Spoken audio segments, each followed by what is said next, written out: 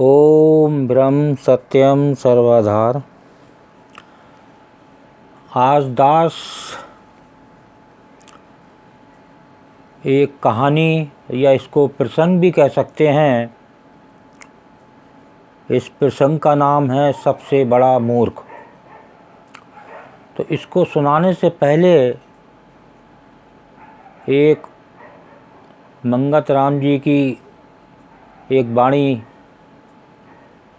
प्रस्तुत करूँगा। उसके सारांश के बाद ये प्रसंग प्रस्तुत किया जाएगा। बहुत ही सुंदर प्रसंग है, ये वाणी सुने। बहुत ही रोचक, बहुत ही सुंदर ये वाणी है। जेती संपत्ति पाबिए उतना घना कलेश, मन नहीं धीरज पकड़े, दुखिया रहते हमेशा। देखिए ये वाणी कह रही है, जितनी ज़्यादा संपत्ति होगी उतना ही ज़्यादा घना कलेश है। और इसको जो है इसी के आधार पर ये प्रसंग है। और ये वाणी जो आपने सुनी, इस वाणी में जो आजकल संसार में हो रहा है, ये हर मनुष्य की दौड़ पैसे पर है और सुबह से शाम तक वो पैसा इकट्ठे करने में लगा रहता है। और इस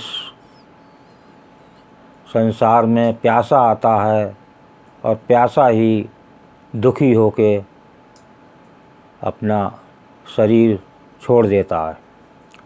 तो देखिए ये कहानी क्या दर्शा रही है, इसको श्रवण करें। एक राजा ने अपने मंत्री को सोने का एक डंडा देकर कहा, जो व्यक्ति तुम्हें मूर्ख दिखाई दे उसे ये थमा देना। मंत्री डंडा लेकर चल पड़ा। बहुत तलाश के बाद उसे एक भोला भाला व्यक्ति दिखाई दिया, जिसे मूर्ख समझकर मंत्री ने वो डंडा पकड़ा दिया।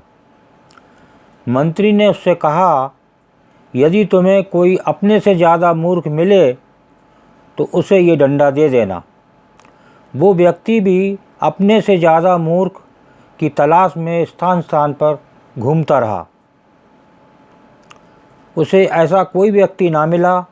इस प्रकार भटकते हुए वो राज दरबार में पहुंचा।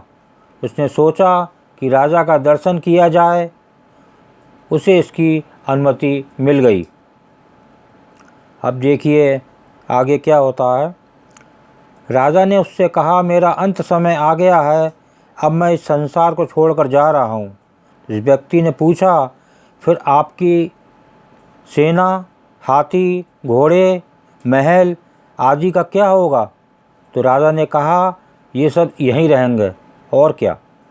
इस पर उस व्यक्ति ने कहा, उस धन दौलत का क्या होगा जिसे आपने बड़ी मेहनत से अनेक युद्धों में हासिल किया है? राजा ने कहा, ये भी सब यहीं रहेंगे। ये सुनकर उस व्यक्ति ने सोने का वो डंडा राजा की ओर बढ़ाते हुए कहा, संभालिए इसे। मुझसे कहा गया कि इसे मैं उस व्यक्ति को सौंपूं जो मुझे स्वयं से ज़्यादा मूर्ख दिखाई दे। आप इसके योग्य पात्र हैं।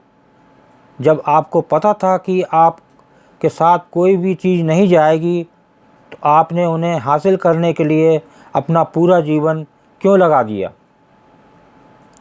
इसके कारण कई लोगों की जानें तक आपने ले ली। क्या मिला आपको ये सब हासिल करके? मेरे विचार से इससे बड़ी मूर्खता दुनिया में कोई और नहीं हो सकती। इसलिए डंडा आप रखेंगे?